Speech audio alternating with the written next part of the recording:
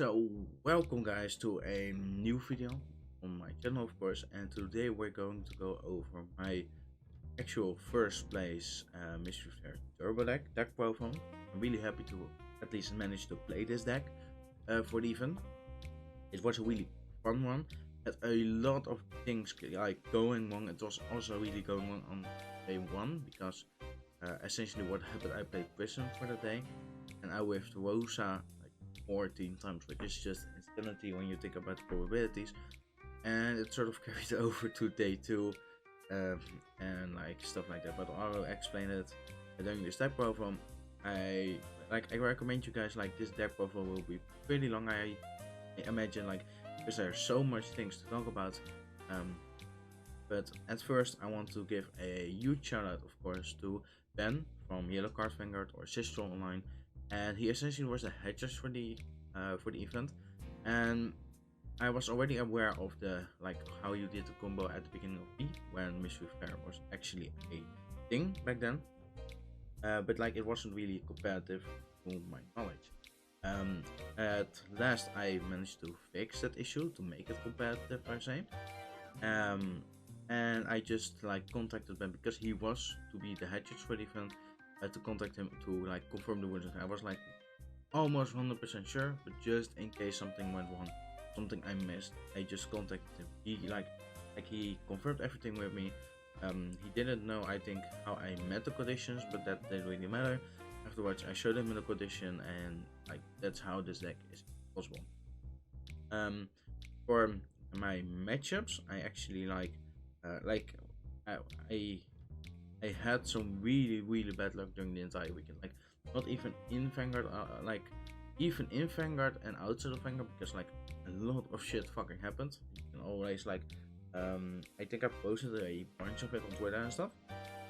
But essentially what happened on day 1, when only looking at Vanguard, I was playing Prism and I whiffed Rosa 14 times. It was just insanity. When I had a deck of I think 20 cards or something like that, and I had 70% of my Prism units left in deck, I whiffed, totally whiffed. I'm okay, deck, yeah, sure. And it's the games I lost to, I thought I lost on 5k shield or something. So the probabilities of that happening is super fucking low. I essentially played vanilla that day, and for when I played this deck, what essentially happened is for the first round, I G-assisted for a grade 2 3 times, but if you have the G-assist once, that's okay.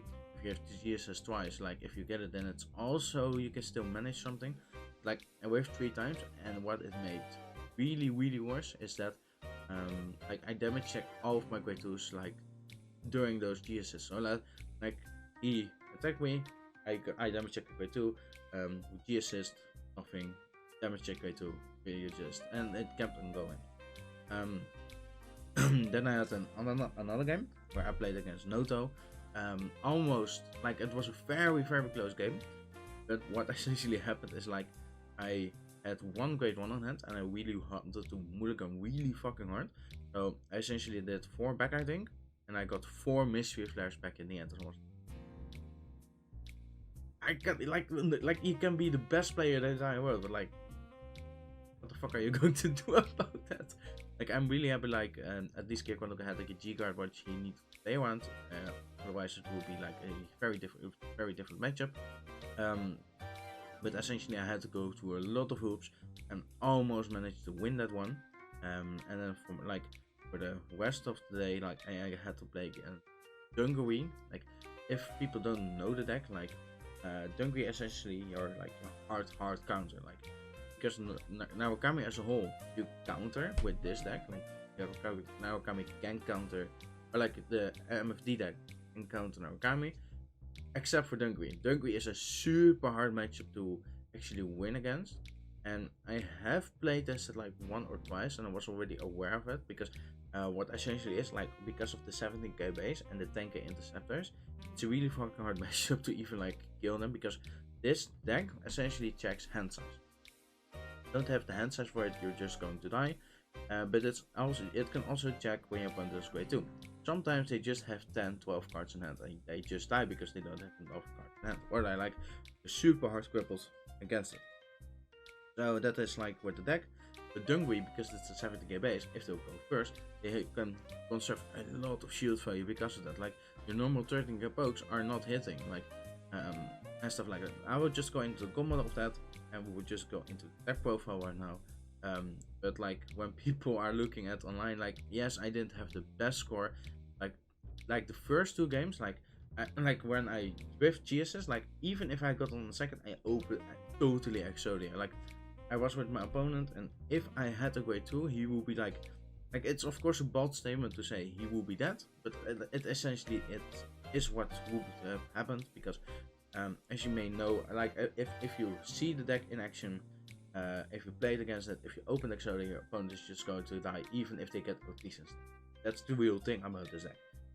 And against Noto, just a fortunate, really good player. Just came short. Like, I think 5k shield really mattered in me, since I had to make like inefficient plays of stuff. So we'll just go into the deck right now. I will go quite fast to it for the first time, go into Gison, and then we'll explain every single card afterwards to, of course, give you a deck. So I have played the V-Starter. I really like to play the V-Starter because, like, this is like, I always buy primary Draco kit when I play a bind deck, so that's why I essentially played it instead of my SP, which was really fucking confusing for people, I think. Then for the main deck, I essentially played the star of the show, MFD Mystery Flare Baby. Like, he is like an immensely strong card, and we will just go over the combo in a second. But like, if you guys don't like understand the combo for now, that's not that big deal of problem, like not that big of a problem just yet, because like many people didn't understand how the combo worked even after I like did it to them and stuff like that. But whenever like I'm surprised I didn't get any judge calls based on this. But essentially what is like, either people understand what I explained, or they just literally said like, yeah, I'm dead anyway, so just kill me, like Lamau. So that is what happened, of course, and we'll just go over the rest. Then for the main grade 3 of the deck, I'm playing 3 copies of Grunjet. Really weird to say like this is your main grade 3, but I played 3 copies of it, where like I never breaked on this. Like, playtesting didn't really break on this, during like the tournament didn't really break on this. Like, that's really it. 3 copies is fine, in my opinion. The Innovate Winged Dragon, MVP of the deck. You need to resolve this 2 times to actually like get combos off. That's it. You need to see them 2 times. It's the most important card in the deck. Then for the high roll factor of this deck, I played 1 Piano, because he can get a disgusting guard restrict for the entire turn, and you can reapply it every single turn if you're good enough. And then I played 2 time Jared Dragons.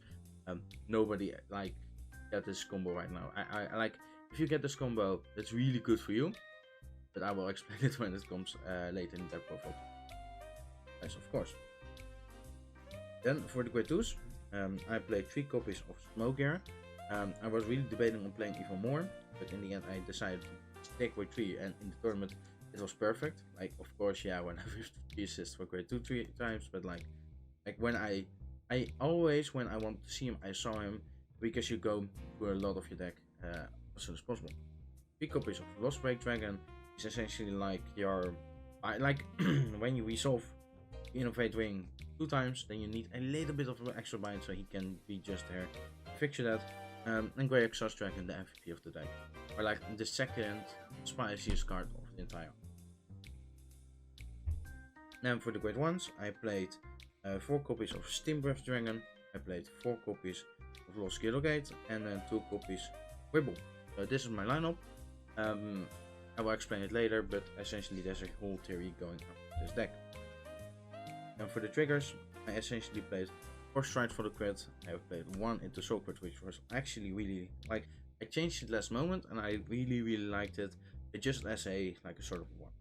Then I played 6 draws in total, which were like 4 draw PGs and 2 essential draws, 4 heal guards, and 1 over trigger. So that's it for the main deck. I actually think this like the trigger zone can be optimized a little bit more, but for the tournament it was like perfect for me, at least, on how it out. So when we go into the G zone, it is still really weird to even think about it. So I played 2 copies of history build. Like this is like a very good stride, but like you need to find the soul for it. Reckoner Clock, I essentially want to play more because it's such a good fight to get into, but you need to have the space for it because you want to have different strides for different kill opportunities. Then while on Gorkok Dragon, which is like just when you break, or like what you essentially can do the combo in a different way. If you use Gorkok Dragon, but we'll do that later. History Freeze. I will just show you guys like the G-Zone lineup, and I will go over it later. So Mystery Freeze, Fate Rider, Alter Dragon, Gear Claire, Hanglong, Pandora Chimera, which came in hard, huge, Uluwu, then 2 Hedra Hunt and 2 Bearlock. So that's it for the G-Zone. Nothing really anything more. Really tacky of course, but I will just like explain it to you guys on how this G-Zone came together, because I think I used every single stride apart from like Mystery Freeze and Gorkok Dragon during the tournament, but like even though I didn't use them, I'm really happy I had them because like there could be some opportunities there they would go up of course. So we will just going to go back to of course the main deck and explain everything. So what you essentially have is the starter, and why do you play the V starter? You want to have that quick shoot, like you need a little bit more of defense, you want to see more cards, but that's really it for the card. Also, I explained earlier, it's the starter when I use a bind deck of course, and I really see it fitting of course. So that's really it. Then we go into Mystery Flare. This is why I will just start like the win condition of this deck. So what Mystery Flare has is one skill, like his skill gives multiple skills away. So this skill is when you have certain amounts of cards in your bind zone, you get a crit, a drive, and take it to the field. That's really huge already, because it can, like, let's say for example your opponent doesn't have PG, you put force 2 under this, it actually hits for amazing numbers. But let's say for example you have that 19 cards in the bind zone, at the end of the turn you can discard your entire hand, gain an additional turn. And what is essentially the combo on how you want to like do it is like you have Chrono Jet, right? So just go Chrono Jet skill, right Mystery Flare. You get a Mystery Flare into the soul, like so. You have a Mystery Flare into the soul, and during like this main phase or like in the battle phase, you Soul Blast out of Chrono Jet. You solve Mystery Flare skill, get an additional turn. Write this from the soul. This will be retired of course due to Chrono Jet skill, and then you activate this skill in the same end phase, and you get 2 additional turns. Well, your opponent can be great too, of course. Like that's just really fucking insane. You're on 15k base, so I guess stuff like Order Colony and stuff like that, you're also really going for good numbers. Also because like they're hitting like generally around 14, 24, stuff like that. And this is just like a major thing against those type of decks. But also when your opponent is on grade 2, you can stride onto the opponent's grade 2, because the ruling works is like at the beginning of your turn, if you're grade 3 or higher, you can stride. Doesn't really matter if you're on Mystery Flare, if you're on Chrono Jet, you can just fight.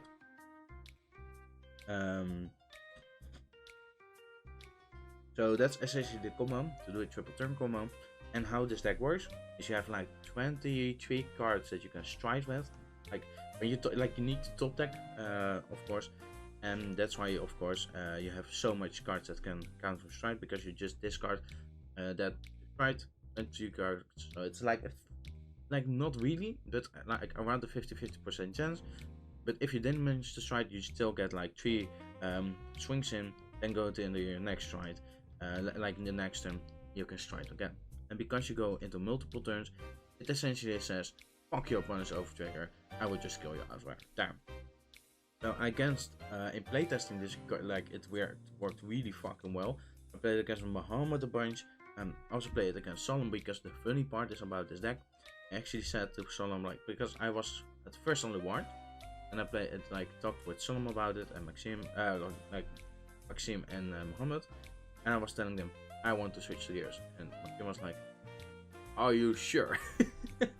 So I'm like, yeah, I'm sure about it, like, we can just playtest it, and we playtest the word. So we just picked it for this event, and that's really about it. So that's how the combo works, and I will go over it, how you maintain that combo, of course, like how you maintain the resources for that combo. The 3 current jets were like were okay for me. Like, do I want to play more? Maybe, but like I was fine with 3 because essentially how the deck works is like you need to set up your bind zone, and every time I got this card into my hand and I want to get a better card to set up, then I just mulligan the opponent just away. Even though you need that your right target, of course, and stuff like that. You can really read into your hand. Like sometimes, like if you do have a crappy hand, then of course, yes, sure, you don't mulligan sometimes jet away. You really need to read your hand for that. But most of the time, when I was sure that I would get jet backhands some way, any shape, way, or form, I just mulligan away, and I got them back just in time when I want to retreat. It was and like I just directly searched them like that because you're playing essentially 8 quick research in this deck. That's the reason behind all this entire deck, and I will just go over it also. But so I essentially want one card on the Vanguard circle, and that's it. But it's also like a sort of your high wall card, because what you can do, like you write one, of course, then you have your force tool marker, write mystery flare. But let's say, for example, you manage to go one Granite Jet out of the Vanguard circle, you can have that Sentinel restricted. And what you essentially want to do is put a force tool marker onto your Vanguard. So that for that scenario, your opponent cannot like PG your Vanguard and it's like, oh, I'm safe from 3 criticals. No, you spread for criticals, so this is a Sentinel restrict. If they want to heal guard that, of course, then it's fine. So they don't have a heal guard for this. If they PG, then this like there's a PG and a heal guard down, and people like don't have all those resources all at the same time, because you will be going into the next ride. You will have a Vanguard, of course, that is swinging. You will go for multi-attacks, and your opponent will almost be dead when you have them. Like I played against like some games were decided on your when opponent was grade 2, they didn't really do anything. So it's here for some of your high wall aspect, and like if you have everything already set up, you just go deck, search them out of the deck, or like Superior go into it, go into the Vanguard circle to get that Sentinel restrict. But it's also like really difficult to get sometimes the B for it.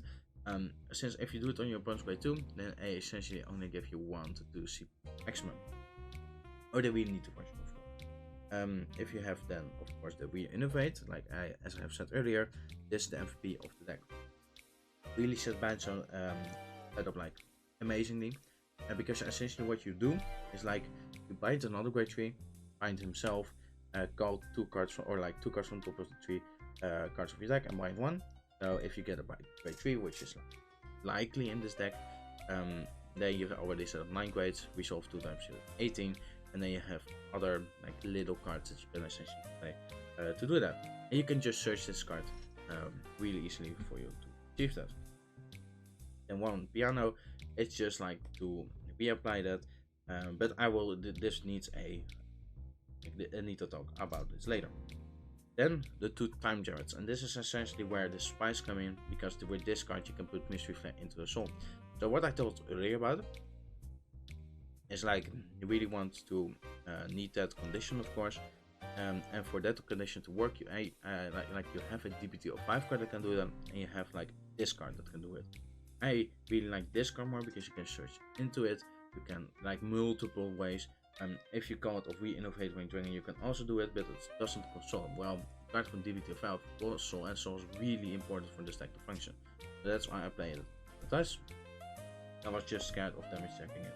Like I had to, because in lots of playtesting I damage checked it times. Smoker is in here to really like ensure you have almost like the MFD combo going, because let's say for example what you can do, because it's on attack, soul blast 1 plus 5k, or like on attack plus 5k, soul blast 1 to draw. What essentially is good is like you can soul blast out to Granite Jet in your battle phase and do stuff like that.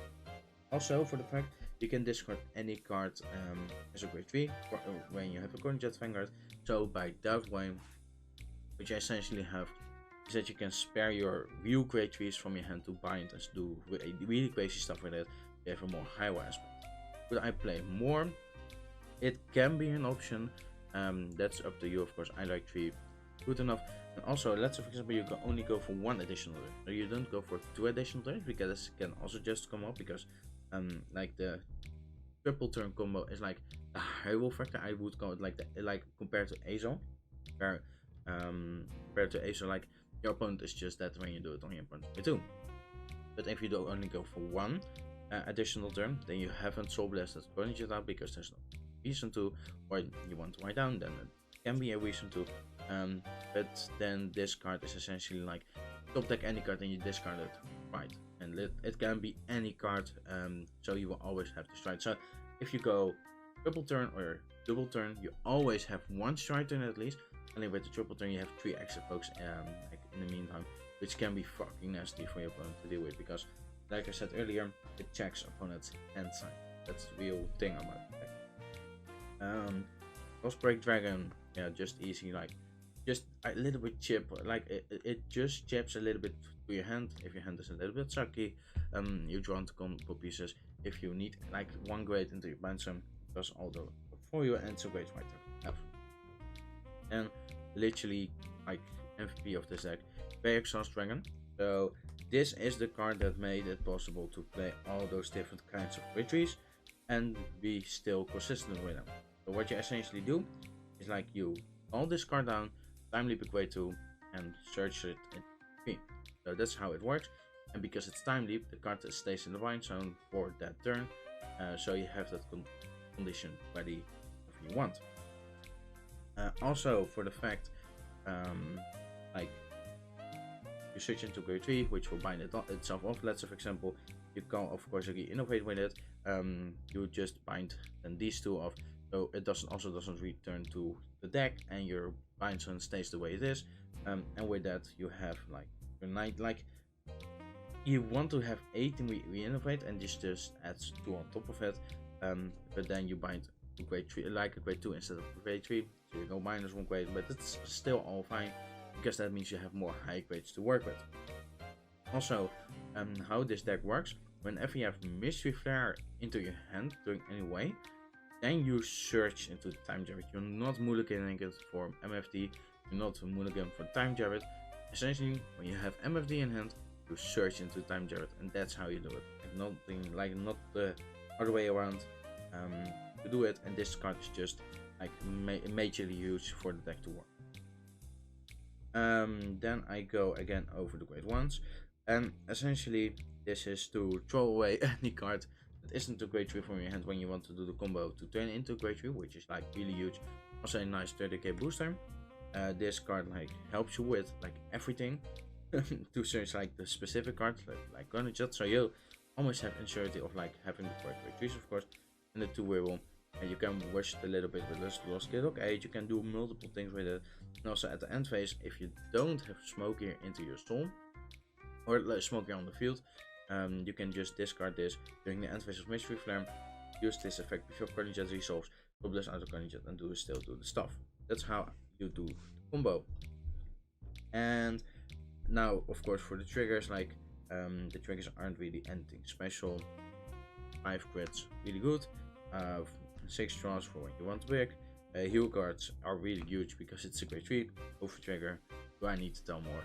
Bring in Vanguard 3 times. So that's it. Like that's it for the deck at least. And now we'll just go over the G-Zone and explain everything. For the G-Zone, 2 history rolls. Reason for trying to play 2 history rolls. If you go like sometimes you have just go for like you have the 1 single turn and you search your deck out with of course Square Exhaust, and you go into Piano. I go Piano altijd to Gear Colossus, and then at the end phase it returns back to the deck, so you need to search it out once again to apply the Battle effect once again. That's why History Build comes in, but he costs a soul. So what you can do is like attack with him, flip another copy of him, and then the Grey Exhaust you had on the field earlier attacks for 15 because it's a time leap skill. So that way it works wonderful for the deck. It hits its magic numbers when your opponent also play 2 because they're likely to be 10k base. Hits magic numbers, so you chip away a lot of the hands. We apply like of course Gear Colossus, and what I said earlier about like you want to heal card to Jet because you cannot PG, but you need to guard with 2 more cards and stuff like that. You can really like check your opponent's hand that way. If they don't have enough cards, that's how the way to beat it. But of course Dengui is like a very like it's a super exception deck. And Ragnarok Dragon, majorly huge, like grade 0 restrict on your opponent. Like like you have a bunch of like I would just put them all out into the field, of course, to like talk about every single kill option you have here. So essentially what you want to do, this is multi-tech. This is when your opponent doesn't have a great 0 in hand, of course. This is super specific. Let's say, for example, you go into your first additional turn, you do for the triple turn combo, and then you don't have GP3. But after that, you have GP3 because you already stride once. If you did like flip stride, of course, then you can just do that. And what essentially Mystery Flare can do, because you play such high amounts of grade 3s, if you bind to grade 3, you can upgrade your opponent for new guarding, and that's essentially why Mystery Flare, Mystery Freeze is in the deck. So, Clockwork Triangle, what you can also do for the triple turn combo is write Mystery Flare during your right phase. You of course need to skip a turn for that. Write a card from your main during your right phase, and then you just go like write another Mystery Flare due to a Clockwork Steel, and you have two Mystery Flares proccing for during the end phase. Fate Rider is here to put back, like, let's for example you called from the top 3 a bunch of triggers and stuff, put them back, put them into good rear guard. Also, sometimes with history build you don't have the soul, and you want of course the card restrict before you Vanguard attack. So what you just do in the main phase, put a grade 2 back, or a grade 3 piano, and do stuff like that. Alter Dragon, it can become majorly huge, so if that's, for example, opponent doesn't have PG or Yellowcard, this is already good enough, but it's a counter charge. And Gear Glare is essentially here as a Ragnar Clock that gets, of course, the critical, because anything in the G zone really gets critical, of course. It's majorly huge. It also costs a counter blast, but it also doesn't get like a great 0 restrict. What you can essentially do is, let's say for example you go into your turn combo, it's also GP3 as a Ragnar Clock clone in my opinion. And then Hanglang, I think I went into this stride the most, and it's like the most appreciated, because if you bind off like your history, like your Colossus, then you can just call it back. And if you don't have any cards in hand, that's no problem, because you can also like at the end, because you call it at the end of the battle that he attacked. Also, if you think you cannot kill your opponent, you can also put heal cards from binds and back into your hand, which is like really awesome. Pandora Mirror, just for some matchups. Ulu, if everything goes wrong, put back Mystery Flare. Also, you go to your deck you go really fast to your deck. Head round, best G guard, and Bearlock is actually here as sort of an MVP of the deck, because if your field is like really like your hand is like demolished because you use Mystery Flare, but you got 2 turns off, so like your hand has 6 cards, like can be survived if you want the super hard crippled, which I like sometimes really did. And with Bearlock, like your entire field will be consistent of grade 3s. So essentially, even opponents that think, oh, your hand isn't that big, you actually have some defense to back you up. And that's essentially how the entire deck works. So like I wanted to show you guys off like how this deck works, because I actually think this is far better than Time Leap. Like I always have said, Time Leap isn't the best deck. Yes, of course, I went undefeated with it during Friends, but like and I really played against some immense players. Like same with this. Like, and also what's really important about this deck, I won some matches that were really necessary for us to go like first place. If I didn't win on some rounds, then we wouldn't be even get first place at all, because it was also in the top 8 and stuff. I don't know who has lost, but like there were some things going back and forth, and this deck actually, like in my opinion, performed well when it did, because the other 6 games I like I remember 6 games where 5 games I just like high, and not really high roll, but like crashed my opponent to oblivion. And the one game I actually played against, you of course have the Pierre and the Theo, like really amazing brothers of course, but I also had to play against like the person in the middle. I don't know if the name, but he really played well into this deck. Of course, he was also really like, he was impressed with it, but he played really well. You know what to do, and that's like, I still won that game luckily, but yeah, it like all sorts of stuff happened around that time. So that was my adventure. 2 games. I like Giga, like I went into my worst fucking nightmare. It's essentially the same with order colony, right? Because let's suppose we play order colony and you go into like a Tafels or something like that, then you're like huge screwed. And let's say for example you go with this deck against Dengri, it's like almost the same. Also for the fact like yes, I bricked those two games like any deck would have bricked. I like the game where I had 4 MFDs in hand. Like if you have a Grand Blue player and that has like 1 ship and 3 Skull Dragons in hand, like what the fuck are you going to do, right? Like you can of course ride them. MFD is worse, but like you like I didn't need to GS this even that game where I had MFD and stuff. So like it came out to the same conclusion in my end. That's really for it on this deck profile. I don't know how long it is. I will not edit all too much, but like I'm really fucking sick and I will just show people what this deck can do. Hopefully you guys enjoyed it. Comment down below if you have any questions. See you guys later.